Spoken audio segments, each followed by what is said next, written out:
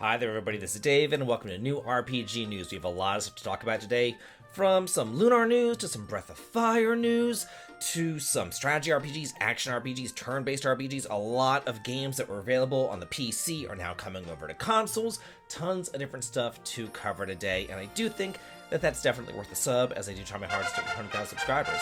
Your help, your like, and your sub, I just know I can get there, so thank you so much for that. And we're going to be kicking things off with some Lunar. I came to y'all a couple of weeks ago whenever the Amazon listing went live for the Lunar collection, but all you could do was wishlist it. You couldn't actually pre-order it, and I was like, oh, maybe that's just because they put it up on Amazon and like it'll become, pre-order available in a couple of days or whatever. But according to Gung Ho America, that isn't the case. They say here in this tweet, we will not be offering pre-orders for the North American release, so this will be a release day purchase. Please note though, this will not be a limited release. There will be plenty of copies available for everybody interested. I don't know why they're doing this. I don't know if this is a cost-cutting measure. I can't imagine that it would cost money to do a pre-order. I don't know, like you would think that they would want the pre-orders in there so that they could know how many games that they actually had to create. I don't really know what the issue is behind this, but just FYI, if you do want to get this physically like I do, you're going to have to go on Amazon the day that it releases and then purchase it there. The slice of life visual novel Please Be Happy is coming to the PS5, Xbox, PS4, and Switch on February the 21st. It is currently available for the PC. It's going to cost you $20 if you want it. It will be supporting English, and although I'm not the biggest fan, although I'm not the biggest fan of these visual novels, I just love reading about them because their storylines are just so dumb. Okay, so this is set in a fictional version of Wellington, New Zealand, although you're a fox born in Korea. So you're Miho, who carries with her the memory of a traveler who showed her kindness and spoke of her home. Now you're more human than fox. I don't know how that happens. Mia has spent a long time searching for this person. So she arrives by airship to Wellington, one of the jewels of the floating island now of New Zealand. Okay. Despite her years spent observing humans, she has a lot to learn about the culture and society. She's made her living so far as a thief. That's how you make your living, as a thief. Okay. Her heightened senses allowing her to easily take advantage of people. Wow, she's a shit person. She's also seen a lot of the worst of what mankind has to offer. Guess what, lady? You, the thief, are the worst of what mankind has to offer. You, look in the mirror. Only after meeting Juliet, of course her name is Juliet, the owner of a small library, in Aspen, an aspiring novelist, it's that Miho starts to understand what kindness is, and that there's more than just bad stuff whenever it comes to people. You are the bad stuff! You are the bad stuff when it comes to people! You're the thief! Ugh. Please let this one not be as dumb as the last one. Him, the Smile and Bloom launches February the 27th in the West. The Switch version, and only the Switch version, will be available both physically and digitally. It looks like it's only coming out for the Switch and the PC, so that's why, obviously, no one's going to do a physical for the PC. Anyway, step into the world of romance and flowers in this refreshingly mature, we can have a mature visual novel, that's fine with me. A tome that charts the lives of four couples centered around the local flower shop. Him, the Smile and Bloom is a unique exploration of the flourishing relationship between two adults and the highs and lows of their budding romance in a modern world. From the initial spark of attraction to the struggles of maintaining relationships and navigating life's choppy waters, Him, the Smile and Bloom deftly weaves heartwarming and heartbreaking narrative threads for a genuinely distinct and memorable tome experience. Well, hopefully it is mature. Eiyuden Chronicle 100 Heroes is getting 3 different story expansions that are launching on February the 27th, March 13th, and April the 3rd. 3 different chapters covering 3 different characters, Marissa, Sane, and Marcus. Not Noah, shockingly, but yeah, you got like the Neck Lord, Marcus, coming on in. Each of these will cost $8 or £6. So let's go over each chapter. In the Marissa expansion, you'll get to know more about her journey as the Guardian. The story revolves around her encounter with an enchanted girl who's fascinated by ancient ruins and ends up becoming Marissa's cherished companion. However, mysterious and sinister forces are at play, and the duo sets out to uncover the secrets surrounding the enigmatic Child of the Rune. In the chapter of Sane, this story expansion immerses you into the saga, viewing events through Sane's perspectives and those who parted ways with Noah's troop to address a certain predicament within the Chaldean Empire. what transpired inside the Empire during the time apart. Moreover, what covert roles did Sane and his allies undertake, influencing the unfolding drama in the shadows. And then Marcus. In this story expansion, Marcus, Carrie, and Noah braced themselves for an intriguing discovery. An anomaly dubbed Menhir's Distortion has unlocked a mysterious teleportation gateway. Venturing forth as a trio, they prepare to delve into the enigmatic realm beyond. What hidden truths await them there? Perhaps the revelations will shed light on Marcus's shrouded past, unearthing long-buried secrets. With bated breath, they steel themselves for an unraveling of an extraordinary tale. I've got to say, this was one of the best indie RPGs that came out last year, and I'm kind of surprised that they are making DLC for it. I mean, I guess I'm not all that surprised if it makes DLC for everything nowadays. It's all over the place. But I am looking forward to seeing if they're going to come out with like an Eiyuden Chronicle 2. That would be interesting to me. We have a new story trailer for Like a Dragon Pirate Yakuza in Hawaii. So let's see what this is all about. It says, after losing his memory, Goro Majima, a once feared legend in the Yakuza world, set sail in search of treasure. Half a year ago, teaming up with Kiryu for a massive battle in the Millennium Tower, Goro Majima washes up with the wreckage of a boat on the shore of a remote, sparsely populated island. With no memories, not even his own name, Majima joined forces with Noah, a young islander who saved his life, and embarks on a search for clues for his forgotten past. However, what waits for them is a powder keg world where scoundrels vie for a legendary treasure. This here is coming out in February the 21st, and although it isn't turn-based, I am still looking forward to it. This one looks super cute. Slime Heroes is coming to the PS5 and PS4 sometime this year, but it's already confirmed to launch on the Xbox, Switch, and PC on February the 13th. It says here that this is a journey through a whimsical world entrusted to an unlikely hero, a slime, tasked to save it from mysterious corruption. Explore the expansive 3D world alone or with a friend and encounter ferocious enemies, challenging but approachable puzzles, and uncover forgotten treasures. Gain magical gems throughout the world and dynamically combine them to create unique and powerful magical skills that can take down even the most corrupt minions and bosses. Discover a touching story of overcoming expectations, friendship, and forgiveness as you progress, because even slimes can be heroes. This is too freaking cute. I am loving what I am seeing here. This looks like an SNES or a Genesis game.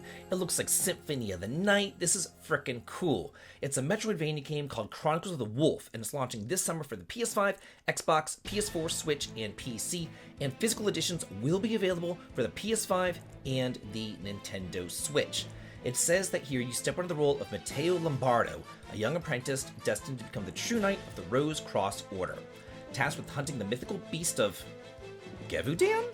Matteo's journey takes him through sprawling castles and treacherous landscapes filled with deadly enemies, intricate puzzles, and secrets waiting to be uncovered.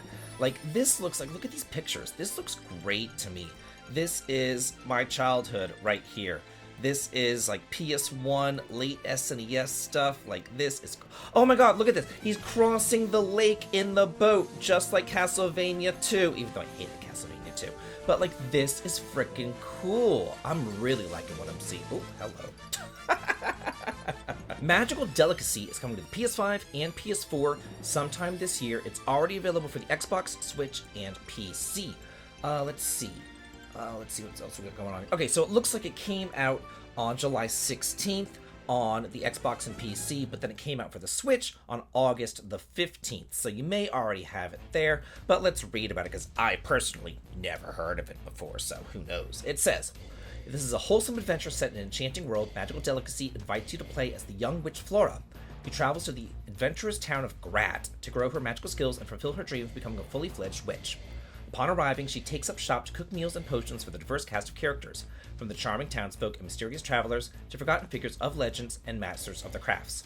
As she traverses the cozy harbor town, she'll discover the stories of the townsfolks and learn that there's more to Grat than meets the eye. Cabernet is launching on February the 20th. This is a 2D narrative RPG. It is currently available for pre-order, and there is a demo available on the PC that can have the save data transferred over to the full game. It's going to be costing you $20 if you would like it. It says that this is set in the 19th century Eastern European-inspired world with a modern twist. Guide Liza, a young vampire struggling with her mortality in the supernatural world that she's pulled into. Will you retain your humanity or descend further into the horror that you've become? Prepare to explore the hidden world of political intrigue, class conflict, and decadent corruption. Looking at this, it's giving me like Chris Tales vibes, just the graphical style of it at all, and I hated Chris Tales, and I'm looking at her playing a piano, and I'm really bad at musical minigames, and I'm watching her, like, I don't know, walk as slowly as humanly freaking possible around, so this doesn't look like a game for me, but maybe, you might like it. This one, though, looks a little bit more my speed. It's called Dungeons of Hinterberg, coming to the PS4, PS5 on March the 13th. It's already available on the Xbox and PC. This is a single-player action RPG and social simulation hybrid type of game. And it says, welcome to Hinterberg, a new tourist hotspot in the idyllic Austrian Alps. I almost said Australian, but that's not right. As Louisa, you escape from the treadmill of corporate life and then quickly unravel when the mysterious local dungeons stir into life once more. I can't talk today, gosh. It's like tongue twisters, but it's not really. Will you restore peace to this once serene alpine paradise, or be sent straight back to your humdrum life back home? Every inch of Hinterberg has been crafted with a captivating art style that you'll want to savor. Whether you're snowboarding down a glacier, climbing mountains, or taking in the lakeside scenery, there's so much available to explore. So you can explore the world or conquer dungeons by day, then spend your evening forging friendships with the locals and other adventurers in town. Some will help you get stronger, while others are here strictly for the excitement and the selfies, apparently. Then it goes on to talk about changing outfits like a Barbie doll or something that I just don't care about. But otherwise, like the action or whatever, the exploration and like the scenery, like it looks cool to me. Crucify me all you want to. I played SimCity and I played SimCity 2000. I have never once played a Sims game. It just so happened to come out the year that I began college, and I kind of had other priorities at that moment. So anyway, this is the Sims Legacy Collection, and the Sims 2 Legacy Collection has been announced for PC, and it is now available. So this looks like it's going to be costing you $20 each, or $40 if you purchase both. So you don't actually get a discount for purchasing both. In fact, you have to pay a penny more if you purchase both. They're not very good at math. It says, this is the original game that you know and love, except I don't because I've never played it. But anyway, create an entire neighborhood of Sims and run or ruin their lives. Help them pursue careers, make friends, and find romance. Or see what happens when you let chaos unfold. Open-ended gameplay gives you the freedom to set your own goals and chart your Sims' destinies. Is it your neighborhood? And they are your Sims. Oh, it is your neighborhood. Again, I can't talk. Whether they prosper or perish is completely up to you. I have seen videos of people like drowning their Sims, like they'll make them go inside of a pool, but then they'll like take away the pool ladder so they can't get out because God forbid the Sims, just kind of get up or whatever. So, or like drowning them in a bathtub by like, I don't know, putting them in the bathtub and like moving the hairdryer in there, like electrocuting them. Like I've seen horrific videos about stuff that you can do with the Sims, so it does seem like a fun game. But yeah, anyway, in Sims 2, you direct your Sims over a lifetime and guide their characteristics from one generation to the next. You set your Sims' goals in life: popularity, fortune, family, romance, or knowledge. Give them a long, successful existence or leave their lives in shambles. Take them to extremes, from marrying an alien to writing a great novel or even seeing a ghost. What do you want to do with your Sims' lives? You're a god, and you can control them and kill them as you see fit. Lovely. Progress Orders has a second trailer. This is a guild management fantasy RPG, and I've gotta say, I would be wary if I were you, simply because as I was going through reading this Steam page overview, I can totally tell that it was written by AI. It is so stilted and so weird sounding that something tells me that they're probably going to use AI to create their entire game. But it's just like, I don't know, like it's just weird. Like you wouldn't say this normally. You wouldn't say you can choose between a male or female character. You wouldn't say parties include 6 members, 3 men and 3 women. Like it's very stilted. I can tell that this was written by AI. But anyway, let me go through it. It says, the protagonist who has been alone is led to the guild after finding a letter from their grandfather. Though their grandfather is nowhere to be found at the guild, the protagonist decides to work there in search of more clues. Through a ritual to become the guild staff member, the protagonist gains the ability of clairvoyance, which allows seeing and hearing through the eyes of others. Parties include 6 members, 3 men and 3 women. Each of your stories with them will unfold as you develop further relationships with the partners. Build up your guild while getting closer with your favorite partners. So, yeah, interesting right here if you want to play this obviously AI-made game. Mythwrecked Ambrosia Island is coming to the PS4 and PS5 this year. It's currently available for the Xbox, Switch, and PC. It looks like the PS4 and PS5 is getting a lot of ports from PC that they haven't gotten originally. Anyway, it says, players take on the role of backpacker Alex, who has found herself stranded on the mysterious shores of Ambrosia Island. As she begins to explore her surroundings, she discovers that she's not alone. The island is populated by gods of Greek myth and legend. However, something is amiss, as the gods are unable to remember who they are. In order to find her way home, she must befriend the inhabitants and help them restore their memories. Explore the dynamic island in this non-linear adventure inspired by the elements of Ace Attorney franchise and A Short Hike. I've never heard of A Short Hike.